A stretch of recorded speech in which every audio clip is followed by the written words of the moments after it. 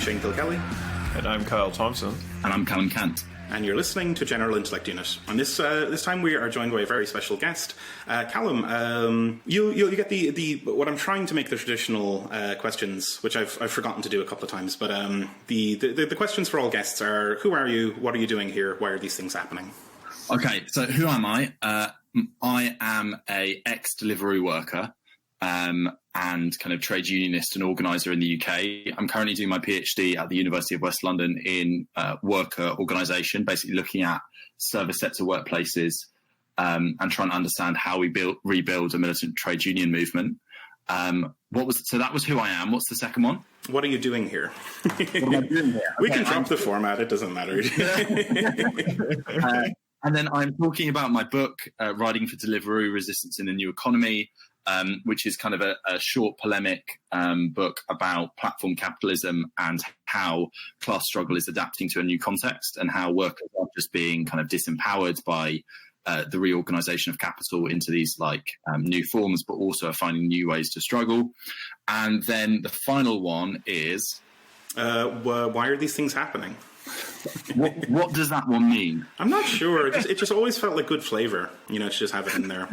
Okay, why are these things happening? Well, I guess I am here to talk about the book, both because I like talking about books and I like this podcast, but also because I think that we need to struggle for a better world, and having the correct revolutionary theory helps us form a kind of revolutionary practice. I think you're on the right show. Certainly. It's a hell of a book, folks. Go check it out. It's real good. It came out in October of the previous year? Yeah. October in the UK and then November in the US. Which gives you some sort of indication of how long it takes us to organise a fucking episode. There was an election in the middle, which really didn't help. Oh boy, yeah. We can definitely touch on that towards the end. So yeah, I mean, can you tell us a little, what was it like to write for Deliveroo?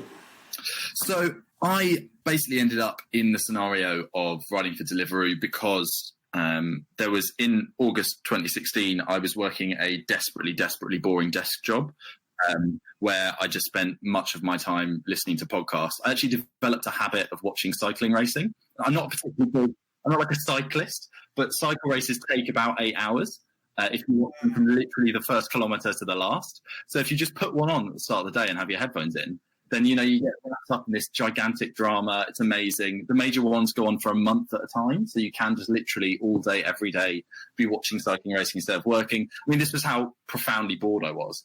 And then in August 2016, this strike broke out in London. And the first thing I saw of it was these videos of huge convoys of workers going around blaring their horns, and they all had these, they had the reflective clothing, they had the bags on their back or on the back of their moped, and it turned out that this was a strike by delivery workers. So I'd seen Deliveroo and Uber Eats as services around the place. They were mostly centred in London at the time, but I knew they were kind of in Brighton, and I'd kind of assumed, along with almost everyone else, I think, that this new form of work, this kind of platform work, was likely to be very peripheral and basically was unorganisable. So, this wasn't going to become a mainstay of the economy. It wasn't going to last very long. It was a fad.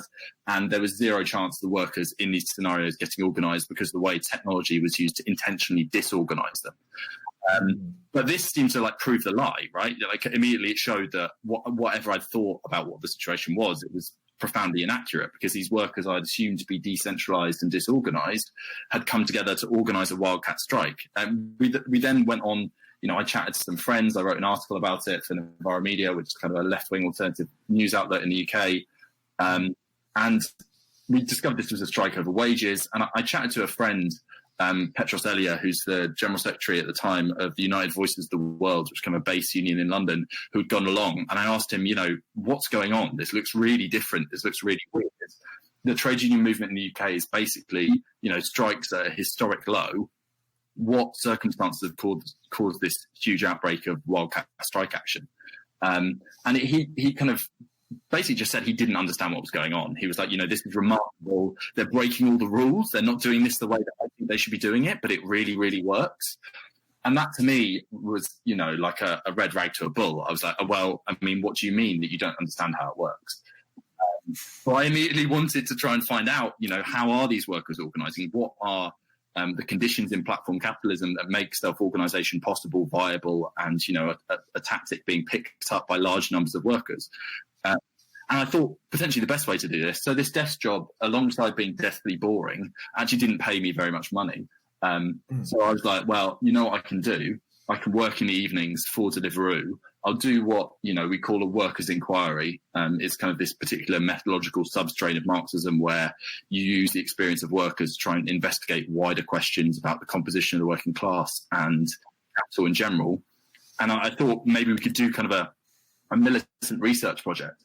At the same time as earning some money and actually making up for the fact that, I was living in a very expensive city at the time, Brighton, and struggling to, get by. So this project then turned into, over time, we organised a strike in Brighton. We organised a newsletter bulletin thing, which was going around both the UK and internationally, trying to coordinate riders. And this initial incident of strike action in 2016 turned out just to be the first in a flurry. I then became involved in this huge wave of strike action, which is really the subject of the book. And that, experience is what is summed up by it. Amazing. Yeah. So one thing you talk about in the book is, as you said, it was kind of a workers' inquiry project. And you, as a worker for Deliveroo, you did theoretical analysis of your own situation and, related the theory to your lived experience. And so one of the things that was characteristic of your work for Deliveroo was this piece wage system and the self-discipline it imposed. Can you talk a little bit about that experience? Yeah, so this was a really strange experience for me. In previous jobs, I've done, shitty jobs before, both the office work and also, like minimum wage jobs in a kitchen or whatever. You're getting paid an hourly rate, right? So whatever you're doing, if you can actually dive and just take time off by watching cycling racing or whatever, whatever you earn, you rob the capitalist, right? There's that fantastic in Marx's Capital where he talks basically about loafing about as being a form of like counter theft. So I was used to, whenever I got into a work environment where I was kind of disengaged, which was every experience of work I'd had up to that point, immediately identifying how can I do as little as possible in this job in order to get by. But the problem was with Deliveroo, I was only getting paid £4 per delivery. So if I sat around and did nothing, I earned £0 an hour, right? So I had to then immediately try and work out, how can I get as many deliveries as possible? In fact, the whole thing was flipped on its head because I was only being paid for the work I actually did. And because, it's actually, you've got costs for working for Deliveroo. If only food, right, you'll burn a few thousand calories on a long shift that you need to then buy and eat to kind of, literally yourself. So there are all sorts of costs associated with working the job. And then, on average, you're getting about 2 deliveries an hour. So you're getting about £8 an hour minus costs. So you want to, get around that and make as much money as possible. So you're really like trying to find opportunities to do work. And for me, that was a remarkable inversion. And then when I went back and looked at Capital, Marx actually talks about this because piece wages aren't a new thing.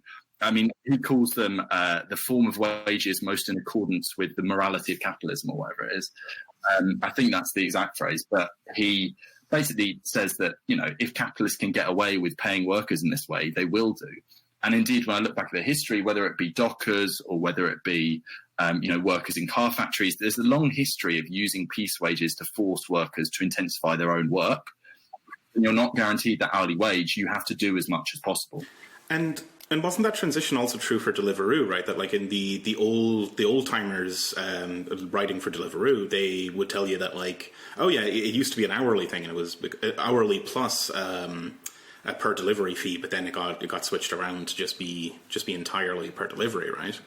Yeah, so Deliveroo have a number of different employment conditions based on what the kind of the local economy is like. So in areas like Teesside, which is, got very high youth unemployment, high levels of deprivation, they paid £6 an hour plus £1 per delivery because they basically realised that young people were desperate for work, so they'd do whatever. So they could pay as low as £6 an hour. Whereas in London, when they had an hourly rate, it was £8 an hour plus 1 per delivery. But as you say, over time, as kind of more stable markets developed in cities, they phased out this hourly rate and replaced it with a piece rate.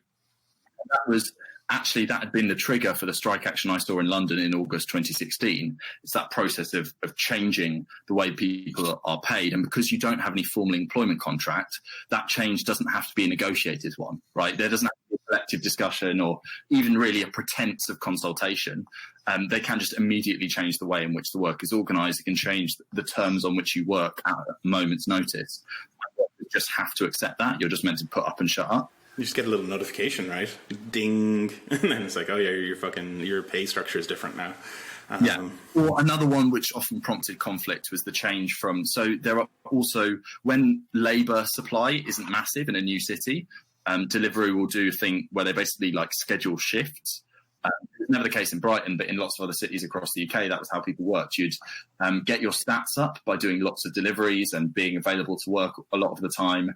And then when you got better stats, you could book better shifts. So like if you had really good stats, you could book like 40 hours of shifts a week. You'd be paid on hourly rate plus a rate per delivery for all of those shifts. Now, basically, that would then get changed to a free login zone where people ended up in the situation I was in Brighton, where you're only being paid per delivery without consultation again. So all of these, profound changes, including people actually getting fired, they take place without any, due process around them. They are instantaneous because there's not a negotiated contract. You're, according to the legal fiction, you are kind of your own mini company. So it's just the terms of service you have with another company. So that that brings us to a very important part of the book, right? Like a big chunk of it is the kind of analysis of the role that technology plays in all this and the particular technical composition of the workforce and how it slots in with all the other ways in which the workforce is composed. So I mean, can you go on about that a little bit? Like how does tech figure into all this? So tech, I think, is really important for understanding how Deliveroo works and its divergences from earlier kind of courier models. Because, I mean, there have been couriers for a very long time. There have been delivery services for a very long time. The idea of people delivering pizza on a moped is not like a new one. The way that has changed with the advent of these apps is not only the customer-facing applications, which make, the selection of a restaurant, rather than ringing up one particular restaurant to get a takeaway, you have kind of a buffet of options. So that's obviously a transition for the consumer. But on the side of the producer, on the side of the workers, the major transition is the automation of the supervisor. So whereas historically, you would have someone sitting in an office telling couriers, go to this place now, pick this up and deliver it to this person in this place, that person was replaced by an algorithm, right? And the app that coordinated labour was kind of an algorithmic manager. Now, that algorithmic manager was also a black box, right? In the sense that for workers who were just working on the street, who were just doing deliveries, you couldn't see anything apart from you roughly knew what the inputs would be. You knew that customers were ordering and you knew what the outputs were, which is that you're getting instructions about what you should do now. But actually the process between the two is completely obscure. So this algorithmic manager was operating in a way that was completely, beyond the realm of understanding for workers on the ground. And there was also another element of this, which was that there was no capacity for compromise built in, right? So so you're working in a kitchen and all of you are really pissed off by the way the service has gone that evening, and you all want to, complain to the person who's leading the shift that, this is not going well, we're really angry. They might then, they're not guaranteed to, but they might then take account of that and, try and send people home early if they can, try and mollify you, might give you, I've made coffees for everyone, this kind of stuff. There's all these low-level management techniques that supervisors engage in. And actually, with algorithmic management, you get rid of all that capacity for compromise. You get rid of that capacity to turn a blind eye to things. All of those kind of mediating functions are got rid of. And instead, you just have a very hard rule where the algorithm, you can't argue with it. There's no capacity for flexibility built in. So all of this promotes kind of a technical composition where workers actually have very little commitment to the company. There's very little sense that we're all in this together, that you have anything in common with the app or that you have anything in common with the CEO, Will Shu. Instead, it's very much like a blunt class confrontation because that supervisory level has been completely abolished. So there's no job structure that says, oh, if you work really hard, you might get promoted eventually. There's no hope of advancement. And there's also no hope for flexibility in the tactics of management. And that really, I think that's part of a wider trend. I mean, algorithmic management might discuss it later, but it's increasingly moving to other sectors of the economy. So, if you look at Walmart, for instance, I know you've talked about the People's Republic of Walmart, fantastic book.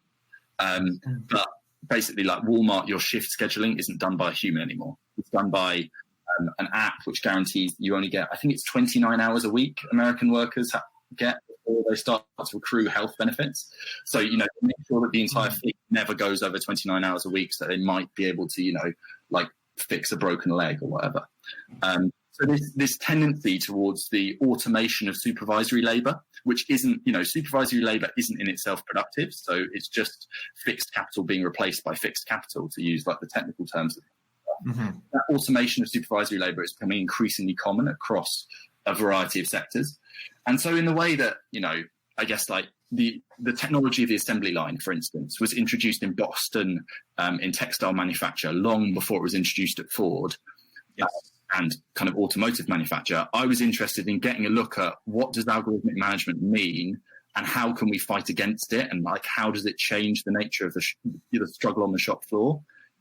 These like early adopter examples, because I think that potentially this will have increasing significance for other sectors as time goes on. Oh, absolutely, yeah. And I think it's actually kind of funny that like I don't know, like some of the last couple of decades can be sort of characterized by this expansion of the professional managerial class and a lot of the kind of like some of the human face of management sort of emphasis. But then we've reached this point with the algorithmic management thing where like the Terminator, right? Like the human face just sloughs off, and you're left to look at the glittering metallic skull and its red eyes just staring at you. And there's also, there are other factors.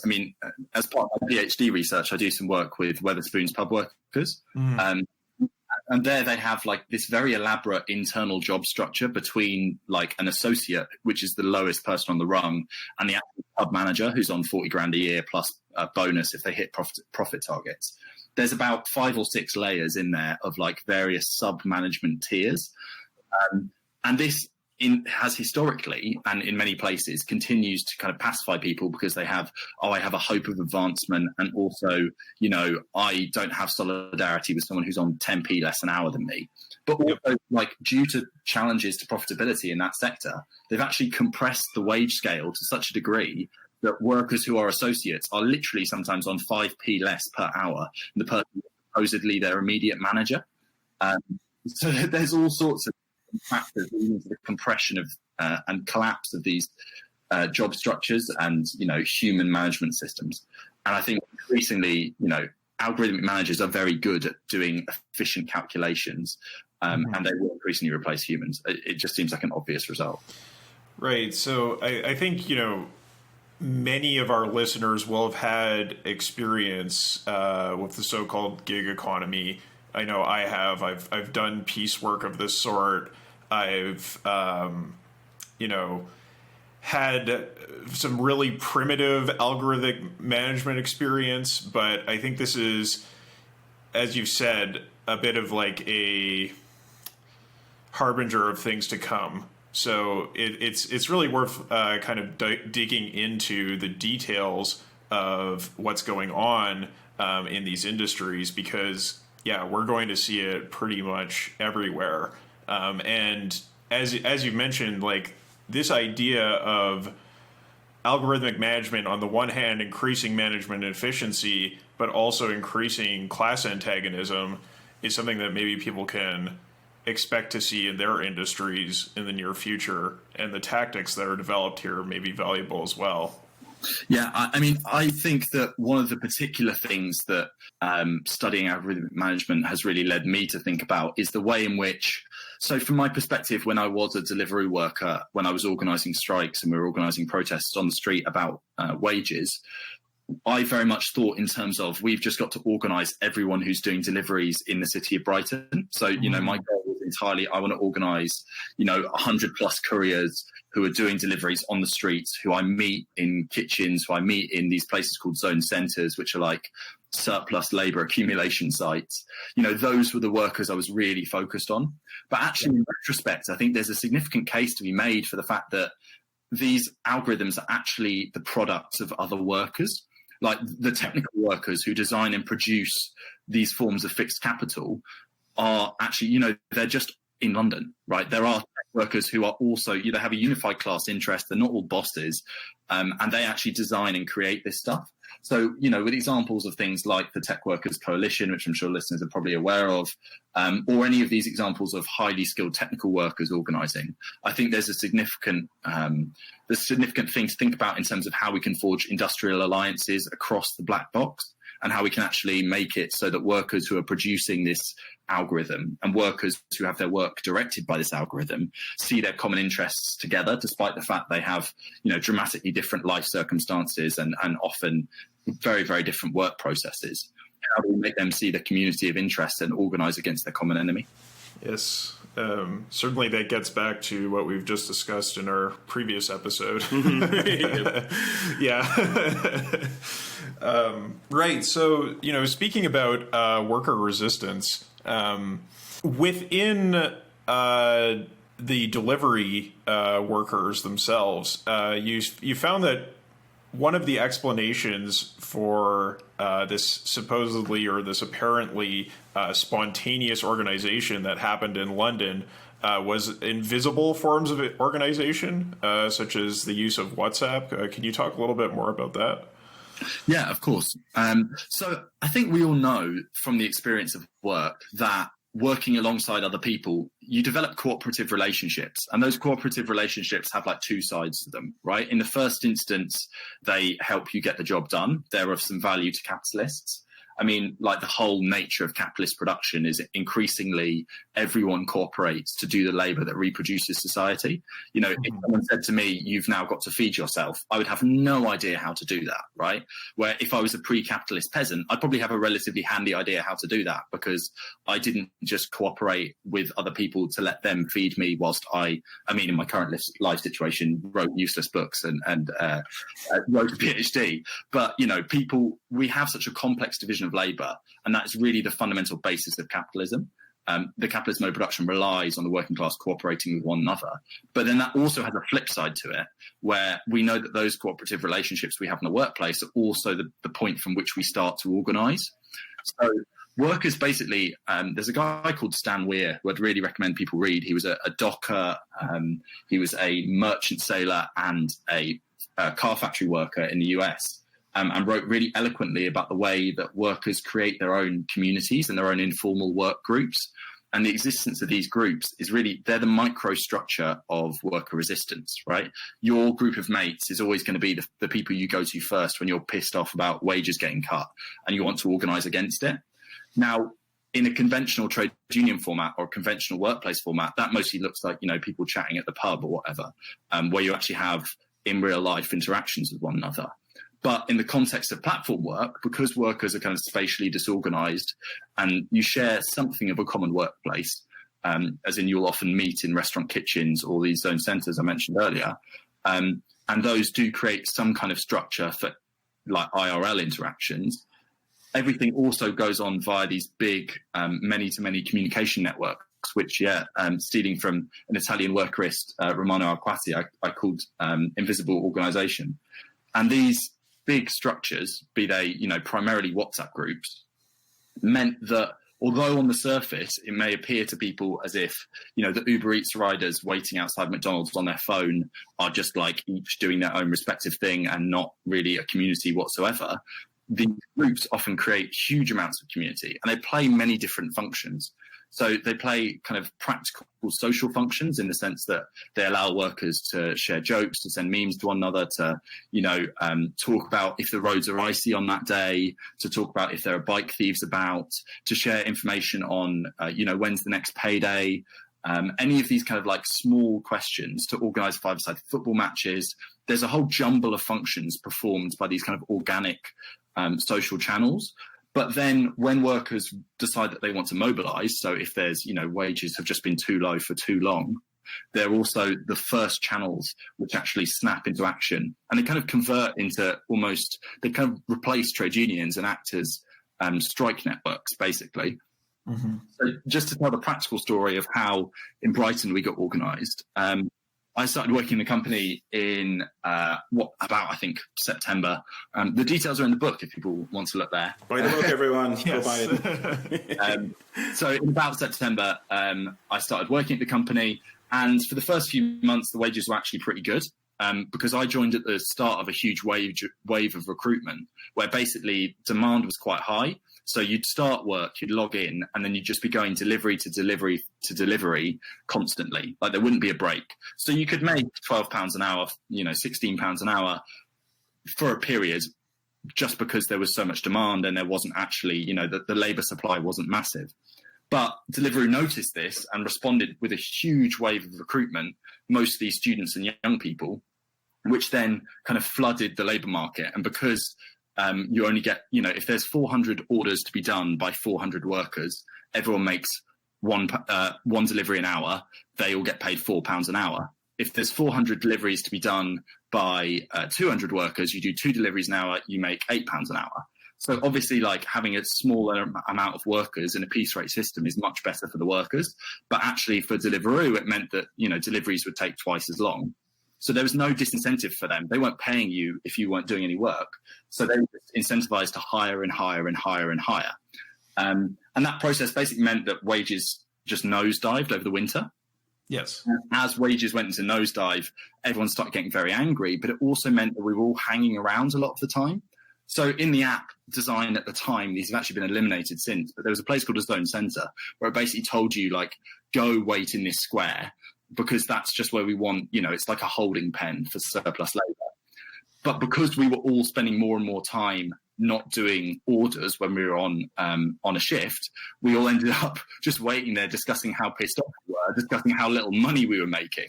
And you'd roll into the square at the start of a shift and you'd immediately say, look, I'm just massively, I've only made £4 an hour for the last couple of nights. I'm so fuming. Has anyone else got the same thing? Everyone starts comparing. And these immediately, it kind of automatically turns into a collective discussion of how bad is this? Oh, we're really fucked off. What should we do?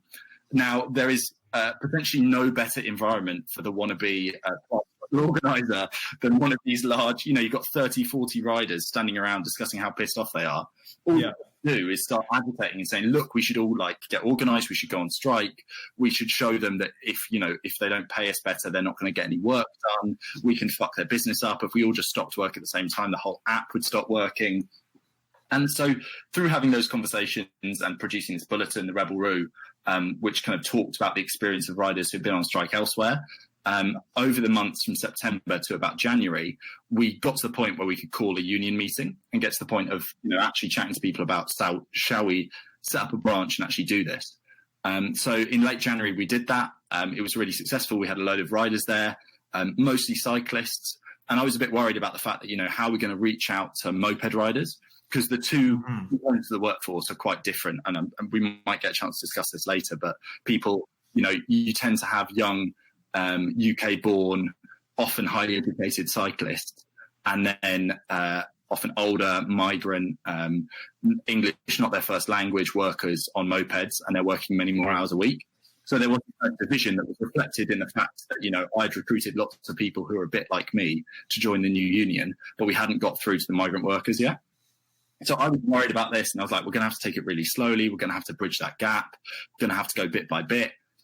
But in fact, as soon as we had this meeting and word got out that we had set up a trade union, it was a WhatsApp group who then took the next step. And this WhatsApp group was made up of Brazilian riders. They called themselves the Brasilaroos.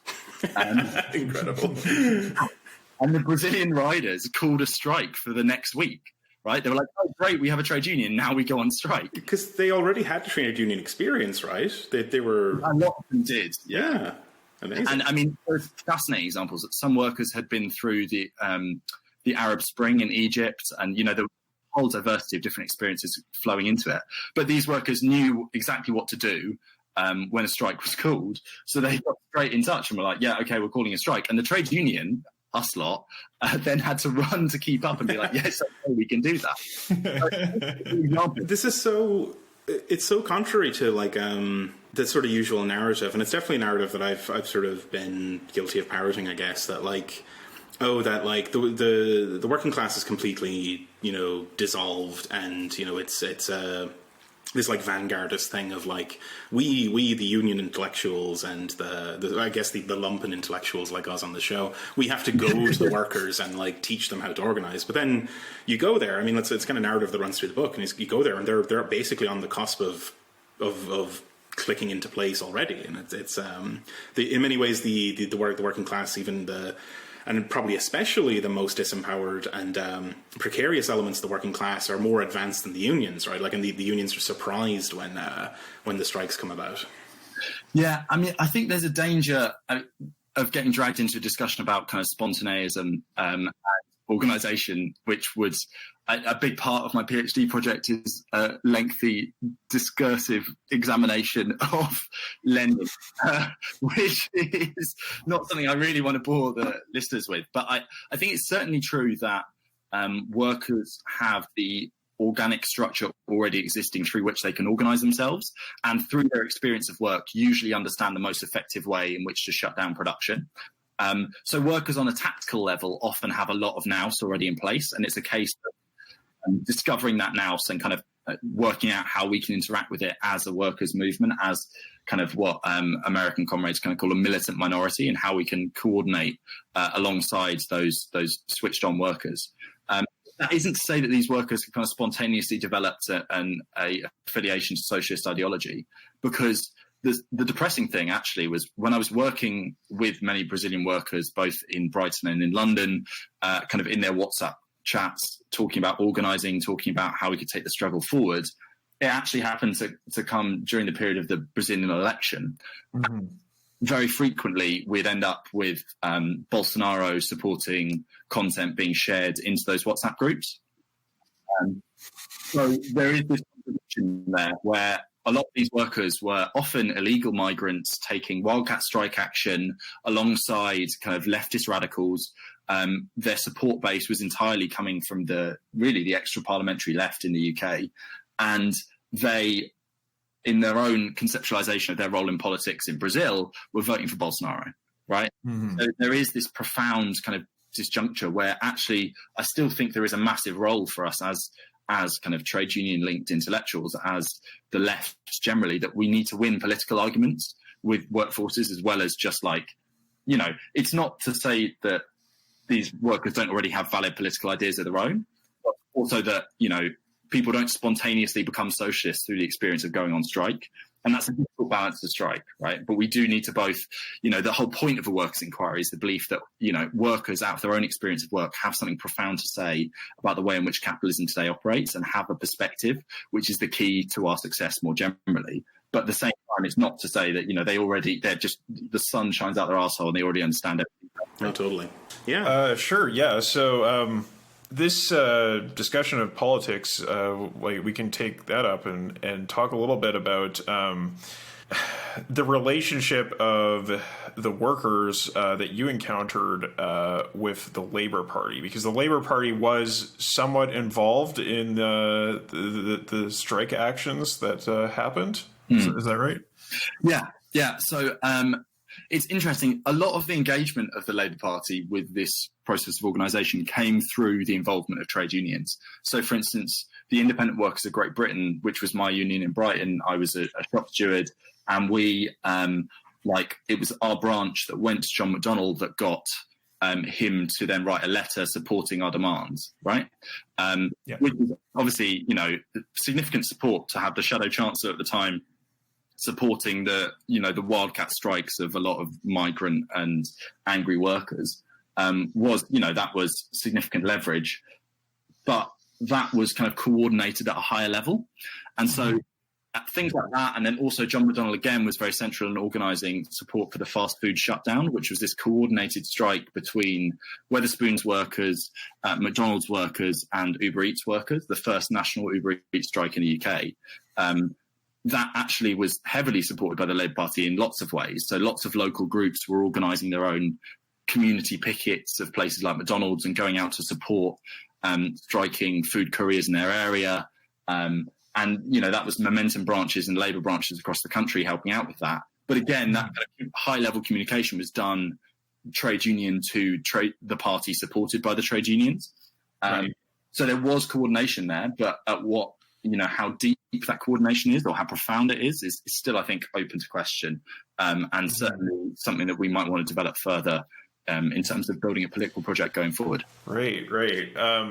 So another issue that you sort of touched on was the division between the cyclists and the moped drivers, and then finally the division between those groups and the white collar workers that were working for Deliveroo.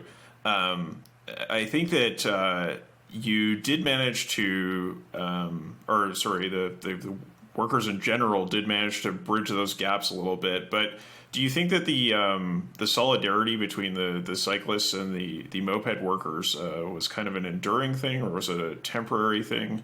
So I mean, it's often a very, very temporary alliance based on a perceived community of interest. So like when everyone's wages are low, people cooperate. But then also because the black box can operate in ways that people don't understand, that can also give rise to mutual suspicion.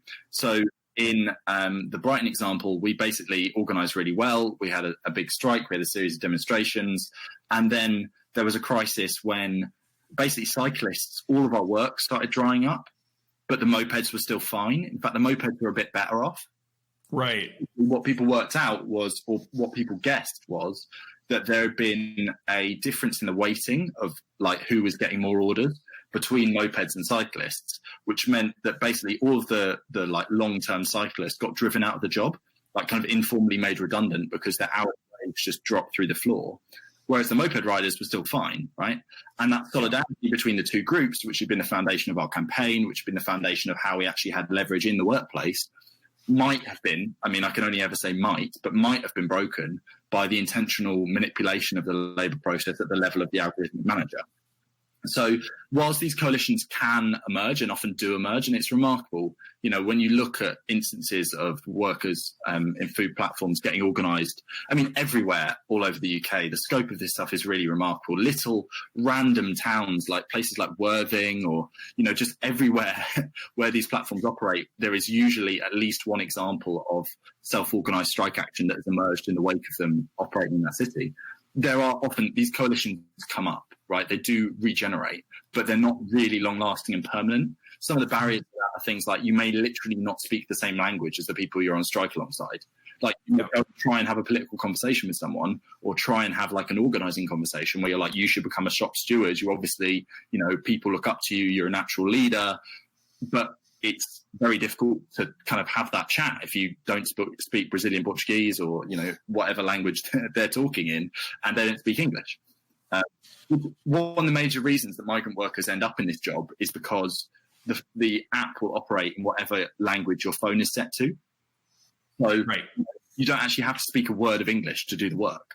And then, that really can be a significant barrier between the two sides of the workforce. But then that's not to say that in moments of mobilisation and struggle, that coalition doesn't re-emerge. Right. That point about the algorithm sort of manipulating the relations between members of the workforce also just kind of brings to mind what I've seen in journalism with the sort of changes in workforce composition that are driven by changes in Facebook or Google's algorithms, and the sort of desperate attempts to interpret what the algorithm wants and how the organization can follow it. I think this is something that we probably will see across many different sectors.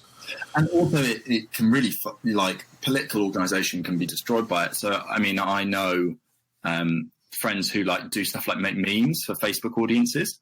Mm-hmm. And in the 2017 general election, it's hugely successful. I mean, you're talking of the organic reach getting up into the tens of millions, right? Really, really effective content production strategy. And it basically got you audiences that you would have to pay tens or hundreds of thousands of pounds to get anywhere near in a different media environment. I mean, 30 million pairs of eyeballs over a month is just an astronomical amount of money. But then in the 2019 general election, because the algorithms changed, that project is completely fucked, right? And it gets, a fifth of, if that, the engagement that had previously, because Facebook has realized, firstly, that political parties will pay a lot of money for advertising. And if you take away the free stuff, they're more likely to spend budget on it. But also it's worked out that, these concerns about fake news and stuff, that's just user-generated content getting organic reach. So in that sense, they can completely change the terrain on which you fight an election. And I think that is partly what we saw in the 2019 general election. Just Facebook's algorithm was different, right? And that makes a profound difference when many people, their major source of news is Facebook. Mm-hmm. Suspicious that it would change at around that time. I mean, who wants to take a bet that these fucking ghouls at Facebook are taking money from the Tories to not just to run Tory ads, but to explicitly fucking de-run the other stuff? And did you see the stuff about the dark pages? So they had a load of Facebook pages, like the campaign against Corbynism was one of them, and what was the one? The capitalist worker was one of them. Oh, I did see that. Yeah. Well, who's gonna who wants to bet that those are run by the Pinochet Institute for Fiscal Reform or whatever behind the scenes? It's people who are involved with the Adam Smith Institute, which will not surprise anyone. Incredible. The Adam Smith Institute, the heart of workers' culture. Oh, totally, yeah. It was some guy with a ridiculous, it was like Toffee Nose, whatever, the most ridiculous name running the capitalist worker page. They have to register. But these pages were spending tens of thousands of pounds on incredibly aggressive attack ads, often completely fake, just like Jeremy Corbyn wants to shoot British troops or whatever. And the spend was, the reason that people like me and you were seeing them, Shane, because they were directing it at our base, they were directing it at the Labour base, with the intention of just demobilising young voters and not getting them to turn out, right? And they spent huge amounts on this. That that kind of spend is not registered with the Electoral Commission as Tory party spend. And I think the really damaging part of it was that they only got deactivated by Facebook as soon as the election was over. Right, prior to that, they let them spend all the money. I'm sure they flagged them because people were reporting them, but then they never actually did anything until the election was over, and then bang, they took them down. I mean, surely Facebook knows which side its bread is buttered on, right? Outright fucking collusion and electoral fiddling.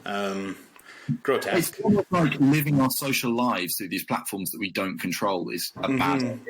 And then, the fact that they're so, it's like you can't... how do you counter that, right? What's the counter tactic? You can't because it's all targeted and it's all this algorithmic stuff. You're kind of literally not sharing that space with people, with the people you'd want to get to. It's hey, ignore the ad you just saw. It's a load of bullshit. It's never going to get delivered to them, right? Well, I think what you do is you go on Twitter and you tweet about how pissed off about it you are. Yeah. No, I mean, we're kind of deviating into electoral strategy here, but I think this is where we might think about the role of the workers' movement going forward, is that people that kind of air war is only really effective in an environment where people are completely isolated from, in real life communities, right? Where, if you are a boomer whose Facebook is full of pages of do you remember what life used to be like when it was better and there were less migrants? And you just are sharing photos of Britain in the 1950s and shouting about birth. They've tricked their brains into sundowning decades early through that kind of stuff. I mean, can you imagine what the next wave of dementia is going to look like? It's just people in their mid 50s just going. No, there's a crisis for the NHS, right? In the next couple of decades, is just screen poisoned boomers just going through the. I think this might be the most profound example of turkeys voting for Christmas that I've ever. What slice of the population desperately needs the NHS, desperately needs a care service who can actually look after them, and they've just voted to throw themselves into the sea. Mm-hmm. Well, it's a self-solving problem at some level, right? Yeah.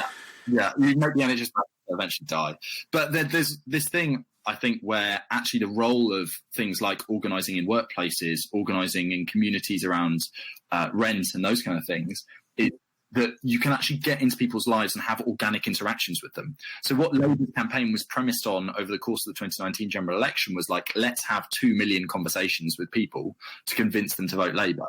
But those conversations only occurring at the point of now you're getting bombarded with negative media and I'm trying to persuade you that actually no, Jeremy Corbyn didn't say it was bad, that the Bridge terrorist attackers were shot, or that child actually did lie on the floor of an NHS hospital. That kind of interaction actually is probably less effective than a long-term interaction where someone says, oh, do you know, well, when my mate was getting evicted, this load of people went out and picketed the letting agents and stopped that eviction happening. And they are now connected to this organisation called the Labour Party, who say they have our interests in mind. And, oh, well, let me think about potentially voting for them, right?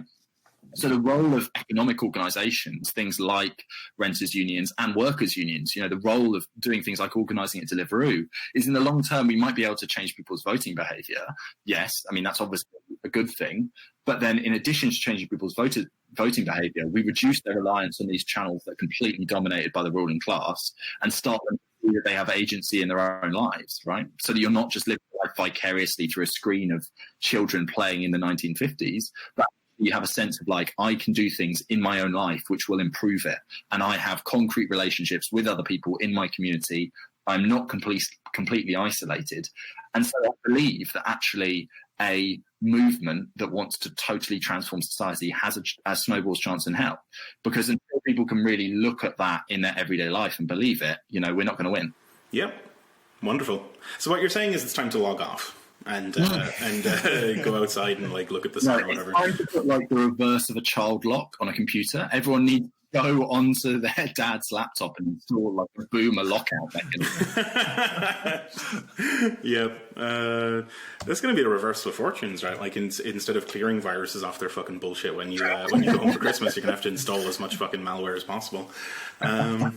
Grim, yeah. So there's a really there's an interesting thread running through the book as well about like it's adjacent to the algorithmic management stuff and the kind of the composition of the workforce, right? That like it's like the whole thing of like capitalism creating its own gravediggers is becoming like even more intense, right? That like they use the black box algorithms, they use the algorithmic management to like make the workforce more remote from the higher levels of the company, but then that leaves the workers alone, you know, to play the forbidden music and just chat to each other, and like they're out from under the eye of Sauron in that way. Yeah, that's a really important point that I didn't make earlier. I realise now, but yeah, they can't crack down. The algorithmic manager doesn't really have a repression mode, like. Unless they do what I said earlier with the division between mopeds and cyclists. We'll delete this part of the conversation in that case and not give them the idea. But they don't have the chance to overhear you in the workplace talking about trade unionism, right? And that is a really significant difference. Yeah, sorry for interrupting, Sean. No, it's cool. And then like, all these things are tied together, right? And then it's also that like the stuff they invent to brutalize the working class also ends up being like the foundations for the like much more fierce resistance. And then also like the comms technology that all this is predicated on as a disempowering force is also kind of an empowering force in this weird dialectical tension, right? And it seems, yeah, like this seems like wildly unstable stuff, right? That like these very conditions, and I guess like also the Weatherspoon's workers like having their like pay scales compressed to the point where, you know, nominally you're a supervisor, but like in practice, you know, like you're not making any more money than the other guy. So it's like when capital gets its way, you know, it's kind of tying a noose for itself. Well, hopefully, you know. Yeah, I mean, I can't remember. It's in Beverly Silber's amazing book, Forces of Labour, which I really recommend people read. But she chats in there about how someone, I think it might be Habermas, but I can't remember, theorizes the idea that capitalism is constantly swinging between crises of profitability and crises of legitimacy, right? Either they've developed, you know, like the social democracy in the post-war period, they've developed a system whereby they've actually got the material basis for a mass compromise around some form of like continuing exploitation, but this is making them unprofitable, so they need to swing the other way. Or you have this crisis where, you know, there's no legitimacy because people don't have any buy-in to the system. I think what we actually see at the moment is the coincidence of these two varieties, where you have a crisis of profitability. I mean, we all know that globally capitalism is not in a good place, continue to get, you know, less so over time. But at the same time, you've also got these real problems where people are being pushed into very difficult life circumstances in the UK at the moment. So, you know, you're talking about this workforce, the Deliveroo, you know, the food platform workforce, are often people who are really fighting to gain access to the means of subsistence in order to reproduce themselves. And, you know, someone who works for Uber Eats, who drives for 60 hours a week to try and get enough money to feed their children, you know, that person is very desperate. And actually, the ongoing trend we're seeing at the moment is this real reduction in quality of life for workers in Britain. And that's not, that's not to be accelerationist about things in kind of that misuse of the term accelerationism that you should be mad. But it's not to be catastrophist about things and say that everything getting worse is ultimately better for us as a revolutionary force. But it is to say that just inevitably the direction of travel here is towards, there is a massive offensive ongoing against the working class. As of yet, there has been no sustained fight back. And so there will just be a gradual erosion, or not so gradual in some cases, of our conditions of life. And that will polarize responses to it. And I think that, when you see workers kick off now, it will not look like strikes in, the 1990s or even necessarily strikes like the 1980s. You're going back to kind of, the early history of the US labor movement, where strikes are violent confrontation. I think that's more likely what we're going to see in the coming periods if, we do get a revitalization of the workers' movement. Right. So one thing that we haven't exactly touched on yet is the fact that these Deliveroo workers or workers for many other platforms are, as you said before, classified as sort of independent contractors, and this gives them more room for maneuver in taking strike action. Can you talk a little bit about that? Yeah, of course. So I kind of played this down in the book because many people, when they analyse the situation in platform capitalism from kind of a soft left perspective, get really hung up on this employment status thing and then get no further. Like they will immediately just be like, oh, but wouldn't this all be better if people were classified as workers and therefore they would get access to, statutory sick pay or, as if that is the magical solution and people who are in full-time employment are not also having a really shit time of it. Right. So I didn't want to massively foreground discussion of this, but where it does become really relevant is I think on the question of our trade union laws, basically. So the UK has incredibly draconian trade union laws by any standards, that we actually have no protection to strike in law. You just have an insurance against being sued. And with the passing of things like the 2016 Trade Union Act, we're increasingly getting really, really fucked over, whereby to actually go on strike, you've got to beat these turnout thresholds, you've got to give lots of notice. And if you actually go through this full process of giving notice and winning turnout thresholds and the rest, not only does it cost the union a huge amount of money for something that may just get injuncted by the courts at the last minute, as was the case recently with the Communication Workers Union, who I think got some astonishing ballot success. Really, really high percentage. 97.1 is floating around in my head, and then got that ballot taken away from them because some of them had posted them in groups. But that basically that process also gives your employer so much notice that when you actually do go on strike, they can just, reorganize production to basically get rid of the disruptive effect. Yeah. Whereas the remarkable thing that we see about food platform strikes is because people aren't employees, they don't have to go through any kind of legalistic process. As long as they're organised, they can go on strike. They don't have to give any notice. They can do it immediately. And that means that their strikes are always wildcats and are always highly disruptive because the company won't know anything is happening. Workers will be chatting through these WhatsApp chats. And then one evening, the entire platform will collapse in X city, right? And that kind of organisation is profoundly effective because if there's no workers doing deliveries, the whole thing will fall apart. It's a logistical system in which the workers actually have a huge amount of power. And also, because they've been unbound from employment law, have the huge ability to exercise it. Because everything that the neoliberals invested in, all kind of the Thatcherite moves that were made to make strike action harder to take away our fundamental democratic liberties in the workplace, they were all tied to the category of employee, right? So actually, it got so excited and got so ahead of itself, and that we can actually just abolish this minimal legalistic convention of employment and just get rid of it entirely. Well, they've actually also got rid of their own protections. Right. So as you were saying earlier, Sean, is this dialectical thing where every development has opportunities for both sides in it. Mm-hmm. Indeed, yeah. I mean, it's I think it's the thing you mentioned earlier, and it's definitely mentioned in the book that when the management and the sort of Tories make such moves of throwing you overboard, it's why would we give a shit about you? It's we've got no fucking investment in this. So the disempowerment. I mean, I really hope that we see this reconstitution of a proper sort of workers' movement and really take this stuff forward. And it's like, well, you know, if you fuck us over, better be ready for the fucking backlash, you know?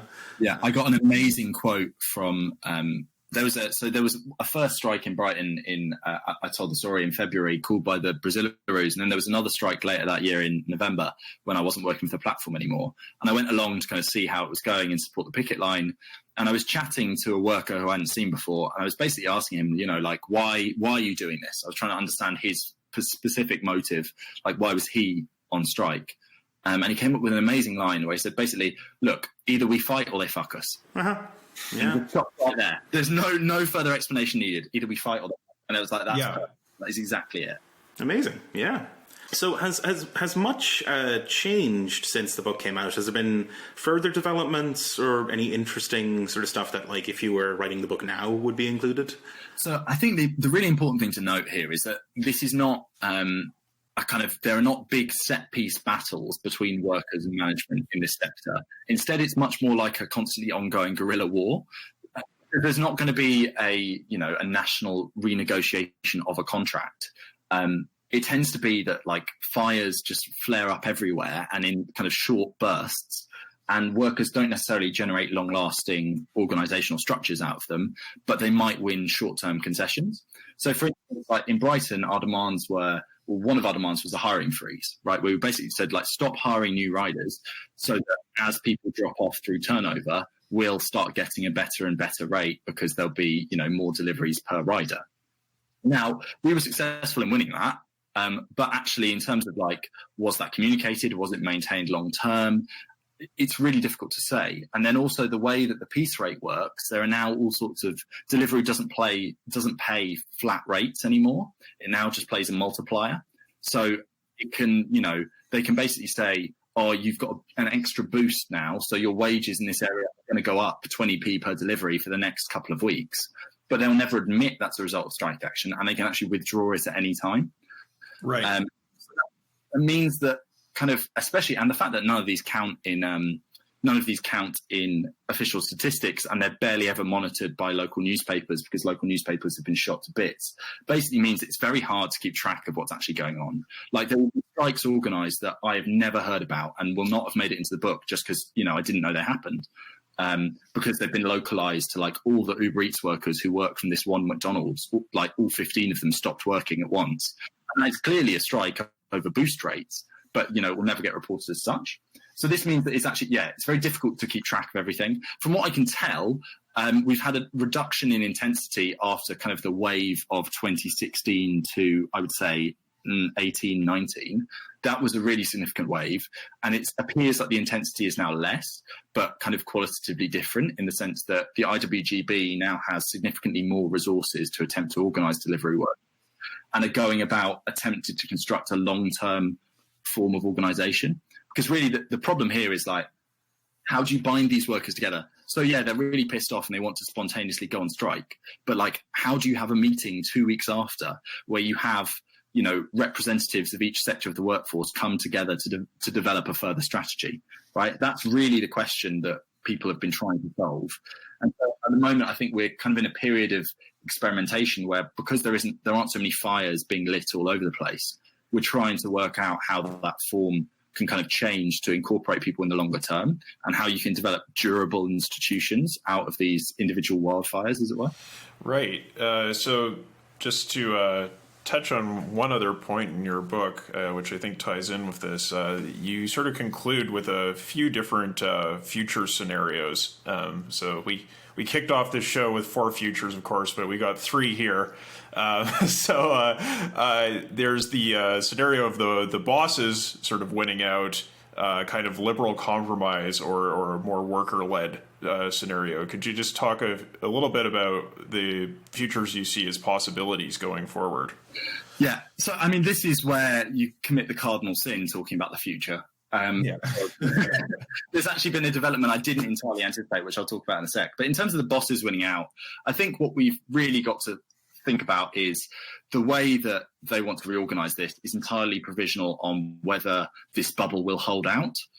Because obviously, like we're all aware that huge amounts of surplus capital, because of low profitability, are being pumped into, kind of these unicorn ideas where people are trying to, just come up with the next Apple or whatever. You don't need to look at like the SoftBank Futures Fund or whatever. There's huge amounts of money getting driven into these sectors, and to be honest, like none of them seem capable of turning a profit. So Deliveroo, not too long ago, completely withdrew from Germany because they realised they were just spunking loads of money up the wall. And never got to come back. They just ran away from the entire country. And coincidentally, because the workers were not given significant rights, didn't actually pay them any redundancy pay. Right. But what their plans are, and I think we've got to take this with a pinch of salt because these plans might just be an attempt to prevent investors from panicking that they're never going to get returns on their millions, are basically to automate through production and delivery. So there's a phenomena whereby these platforms have been investing more and more in places that we call dark kitchens, right, which are basically like shipping containers in industrial areas of town, often industrial estates, where you, like, if you're a restaurant, you can hire some extra capacity and do a delivery-only kitchen where no one can come in and sit down. It just all goes out via these platforms, and sometimes there's like a special rate offered or whatever. Now, they want to turn these kitchens increasingly into like distribution hubs. So it will go from a decentralized logistical model where you have like lots of restaurants and lots of homes to be delivered to scattered all over a city into more of a hub and spoke model where you kind of have these dark kitchens operating as logistical hubs in the same sense as like an Amazon warehouse, where fixed capital in the form of robots will produce food. I mean, it remains to be seen like how effective that technology is. But yes, we'll produce food for a fraction of the cost of a human prepared meal. And then they want to put them in these little drone robots that then go out and like do the deliveries. Mm-hmm. So these little drone robots, I heard from a speaker at a logistics sector conference. I went to like a business logistics conference, and one of the people presenting one of these drones said, "Oh, pavements, you've got to look at them around our city. They're really underutilized logistical infrastructure." No one's making any money off pavements. What if we could come up with drones that roll along them and do deliveries? So this is exactly what lots of different companies have been investing in. Amazon have a significant stake in a project. And basically, they want these drones to roll around and completely replace the human beings doing the orders. So they want kind of fully automated luxury food delivery, is what I call it in the book. Right. The development that I actually hadn't completely foreseen, which is now increasingly obvious, is that once you've got a generic hub and spoke distribution network, you don't just have to do food. You can start to do other things. So Amazon have a very, very significant stake in Deliveroo. They, in fact, just gave them a huge loan to take them over. And they basically, I think, will start to already in cities like Berlin, they have this 1 hour delivery thing. Yep. I think they'll start to look at using these kind of like drone dark kitchen hubs to do basically all forms of urban logistics. So actually these food platforms will just become a like last leg delivery option in cities. That's kind of what they're aiming for. Now that would of course involve making the entire workforce redundant, probably with zero payment. And a significant transition in business model. So there are serious challenges. And I think it's not unlikely that if you did make, thousands upon thousands of already very precarious people who are very close to the breadline, redundant across the UK, this might be their only access to income. They might be a migrant worker who can't prove their right to work, who's renting an account off someone else so that they can do the job. This might be the only job they could ever get in the UK in order to support their family. Those people are going to go out and they're going to smash the crap out of those stupid little delivery drones. those robots are going to get murked. Like every one of them is going to end up in the scrap heap. Like this. Imagine like drunk at the pub and just seeing like R2D2 scuttling along with someone's like Happy Meal. It's not going to work. Apparently, I saw a thing. It was probably in the last couple of months, but like there was, I don't know, some company was running this kind of shit in California. It was these little dumb-looking trash can robots. I know what you're going to say here. But like, it turned out that like they're not actually automated. It's like a warehouse full of kids in Bosnia that are piloting them remotely or something. Mm-hmm. Yeah, I think it was Colombia. But yeah, it's $2 an hour micro work. Yeah, as with so much of what's like smart and brilliant about the new economy, it's actually just people in the global south doing this stuff. Shit. Yeah. Yeah. Mm-hmm.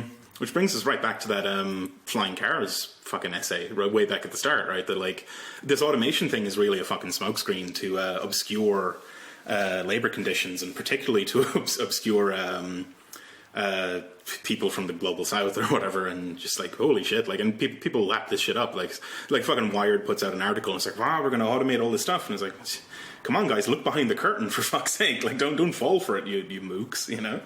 Well, it also turns a workforce which is like location specific and has a lot of leverage into a workforce that is kind of distanced and can be replaced very easily. So there's a huge shift in power dynamic implied there. Those workers, if that was the system adopted by these Deliveroo robots, those workers would be the ones producing all the value, but they might, I mean, I'm sure they would come up with a form of collective action to defend their interest, but it might potentially be less effective.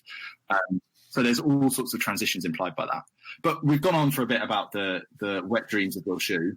I think the other alternative, and this is where it gets really interesting, is kind of the liberal reform model. So I, since publishing the book, I've talked to lots of people from kind of, you know, cross-party think tanks and lots of broadly, you know, people with good intentions who want to kind of make very micro changes to the way in which the gig economy works. And, you know, they've been like, can we consult you on a report where you give us, you know, 3 steps as to how the gig economy can work for workers? And okay, so first we're going to abolish the value form. Full communization now. It's like, yeah, so we're going to progressively transition ownership of the means of production to workers. But what is very interesting is the vacuity of these attempts. I particularly quote the guy in the book, you guys might know him, Tim O'Reilly, who wrote WTF, What the Future? Oh, no. The worst kind of Silicon Valley billionaire guy, philanthropist, has apparently turned up to Bernie fundraisers and thinks he's really, really cool and the shit and is going to solve the economy for the workers. And in this book, WTF, he just comes out with completely like nonsensical rubbish. Really profoundly dumb stuff. And so I think that illustrates for me that, like, so one of his phrases, we've got to play the game of business like people matter. Which is quite interesting in the sense of like the point of the game of business is that people don't matter, only exchange value matters. But also, right, why did he say like people matter? That's an interesting slip, right? Think people matter. Let's pretend that people matter. Yeah, exactly, right. But yeah, I think there's complete vacuity where basically the compromise solutions on the table here are very, very limited. The idea that there's enough profit to share in this industry to make like a harmonious social democratic solution are broadly out of reach.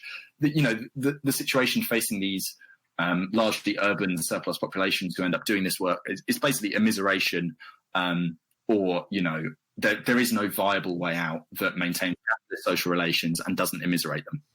Yeah, right. So if I could just interrupt for a moment, one thing that you do talk about in the book is that many people describe the Deliveroo workers as owning the means of production and sort of, you know, using those to sort of self-exploit or whatever. Not like a bike. It's not the means of production. Yeah, exactly.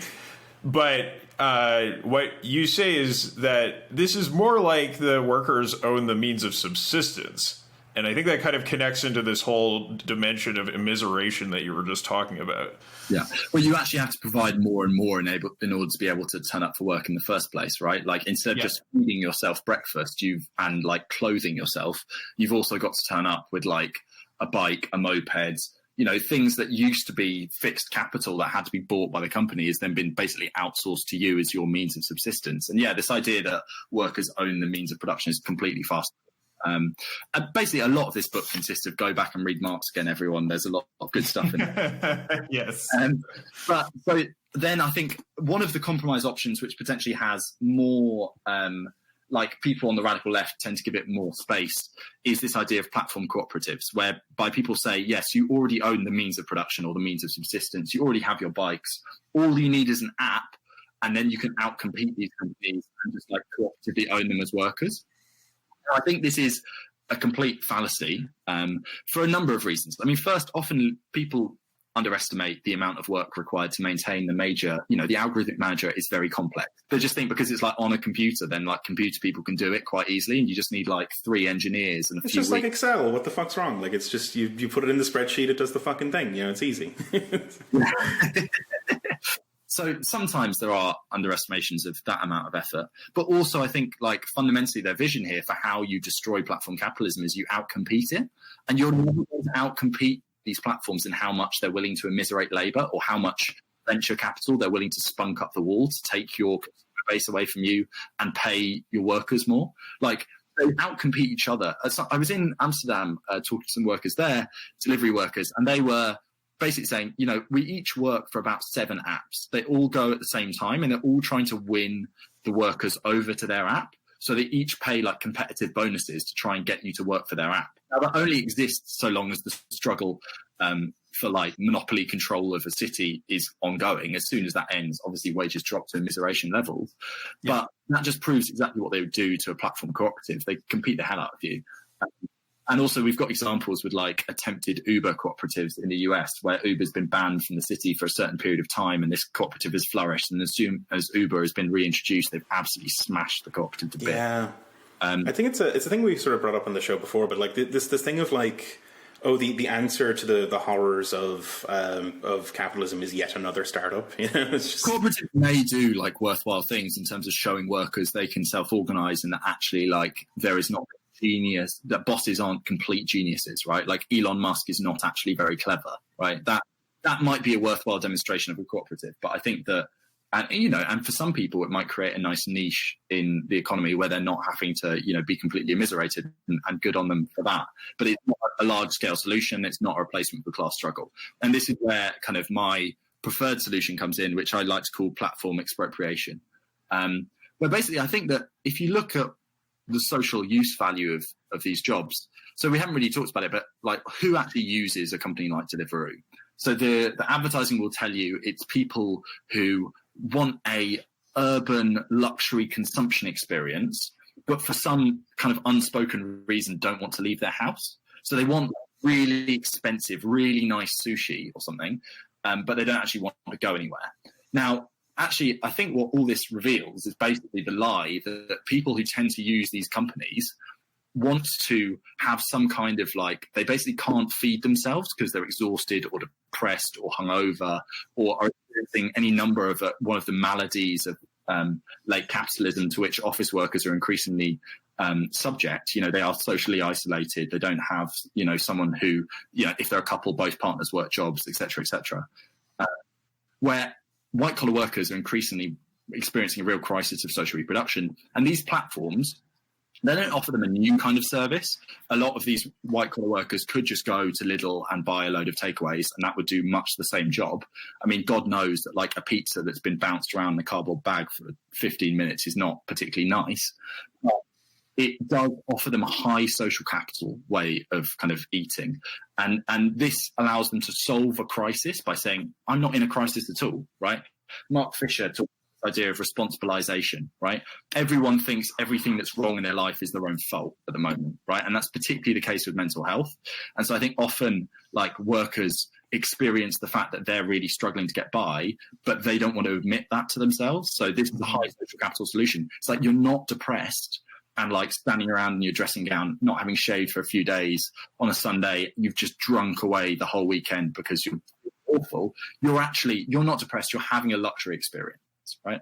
And this was the truth you saw on the doorstep. When you were doing deliveries, you delivered the cheapest thing on the menu to people who looked like they were having a bit of a shit time. That was basically what you did, right? Like this idea of, with the exception of a few square miles in London where you might actually deliver £40 sushi, it very rarely happens. And if you are doing deliveries to offices, it's usually because people are working late and that's being used as a perk to exploit them further, where it's like, yeah, we'll buy you dinner if you stay for another like 2 hours, and the dinner is worth a fraction of their hourly wage, right?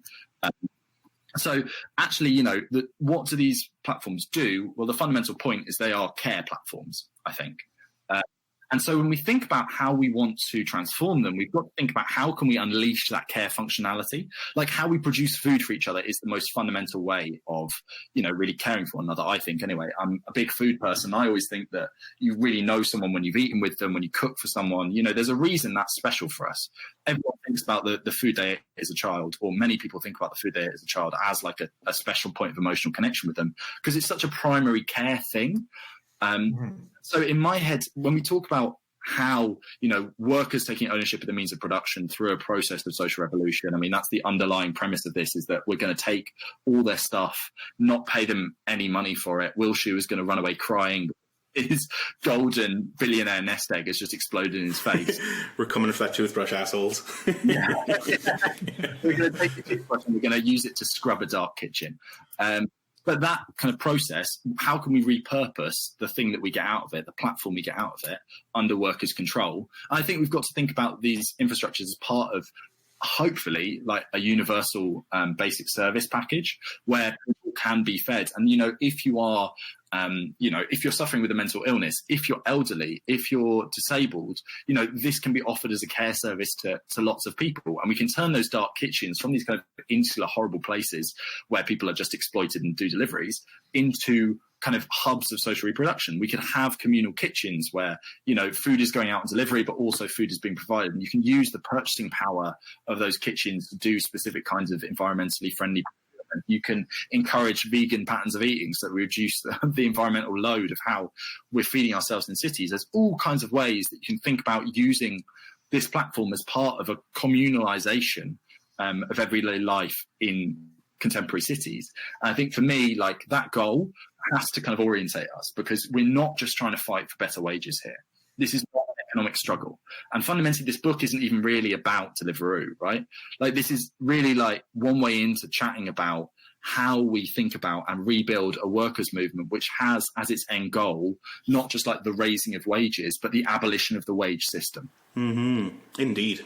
I found that part of the book absolutely inspirational. Because I read it and I was like, I've got to quit my job and do this. Just imagine those communal kitchens with the delivery stuff all sorted out, and you get your, you pay in your X amount of pounds per week, and you get your 14 meal tokens or whatever, and they just show up, and it's all great. And you're right, like it's care, right? Like it's caring for ourselves and each other, and like the fact that all this fucking vampire capital is inserted into the middle of that process is horrific.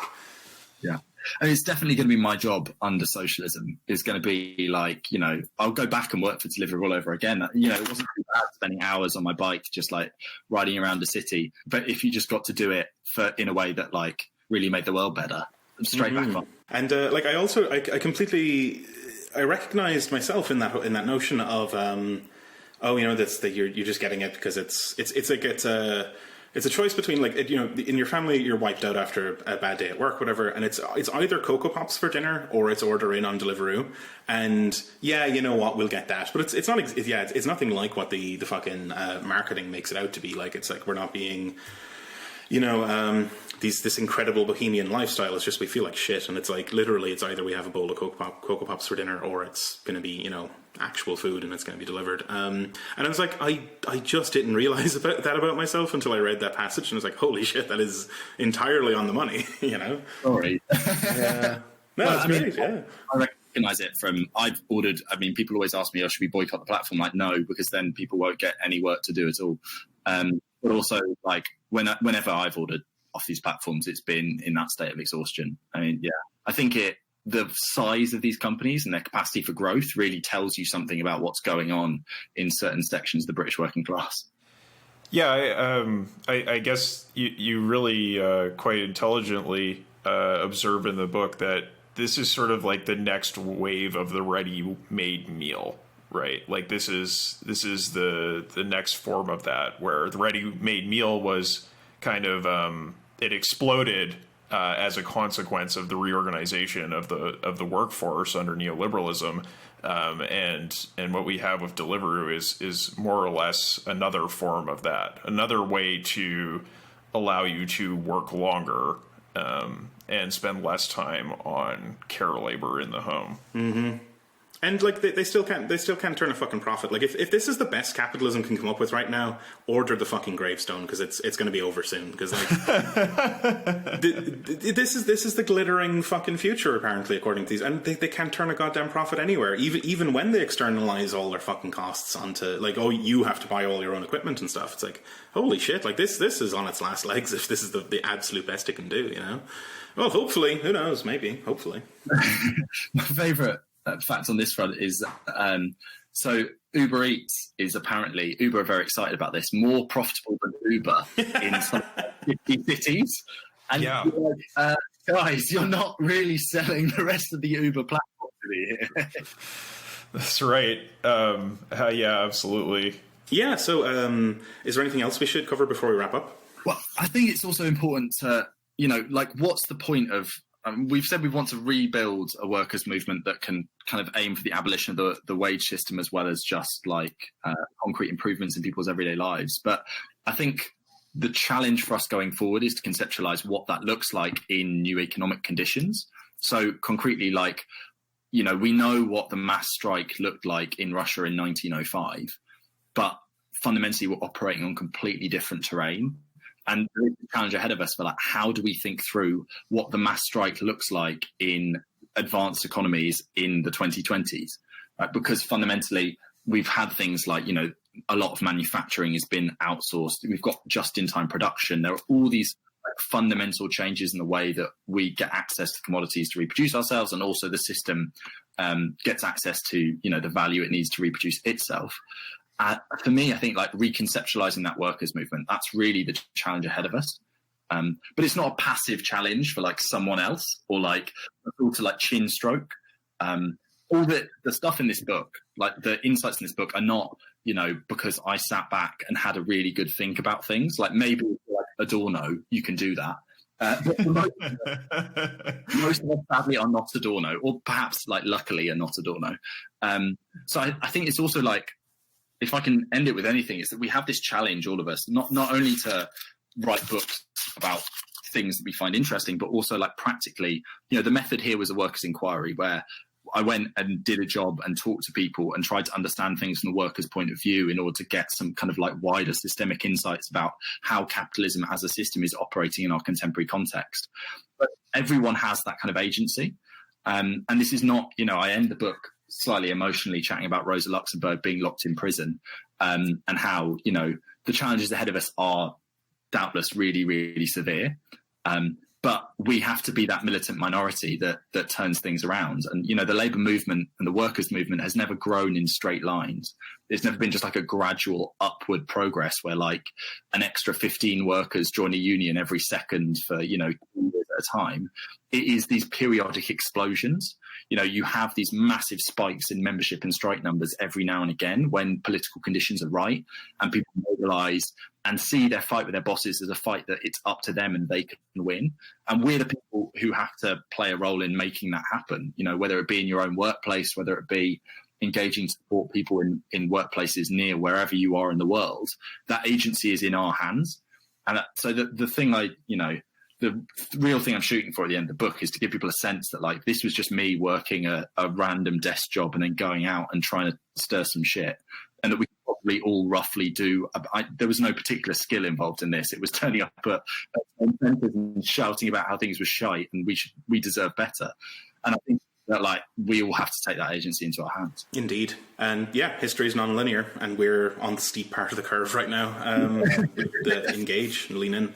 Absolutely. You just need a big stick for the stirring. Just make sure you bring that along. Wonderful. The clean kitchen when you're done. Mm-hmm. Oh, fabulous. Yeah, I guess that's everything then.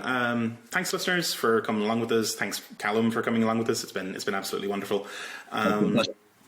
Yeah, we give the last word to the guest. Is there anything you'd like to plug, or any stuff coming up? Can people find you on the internet, etc.?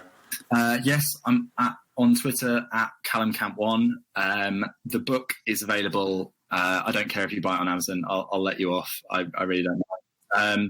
But yes, please buy the book. And also, I am an editor at a site called Notes from Below. You guys did a Notes from Below, one of your early ones, which was fantastic, and I really encourage you to and listen to that. But also we're going to be doing a little relaunch thing and doing some new content on that. Yeah, exciting. Keep an eye. Yeah, we need to probably do a bit more of that. Yeah, when it comes out. Right, for sure. And just to give the book a little bit more of a plug, it is a very good read, and it does sort of get to a lot of lived experience of working for Deliveroo that we might not have touched on in this conversation. So, even if you've listened to this podcast, I would recommend picking up the book. Go buy the book. It's real good. It's short, it's approachable, it's a great read. Yeah, fantastic. Yeah, as I said, thanks, listeners. You can catch us on the web at generalintellectuna.net. We're on Twitter at GIUnitPod. If you go to patreon.com/generalintellectunit, you can throw us a couple of bucks a month, get on our community Discord, all that nice stuff. We are also part of the Emancipation Network, so go to emancipation.network on the net.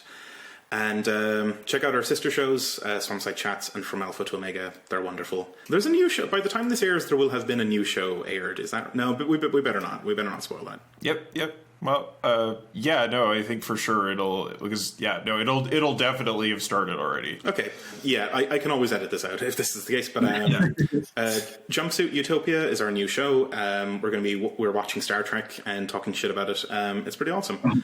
That sounds like So I think that's coming out soon. It'll have been out by the time this airs because it takes months for us to get episodes out. Anyway, whatever. Yeah, I guess that's everything. Thanks, and we'll catch you again in a couple of weeks. Bye-bye. Bye.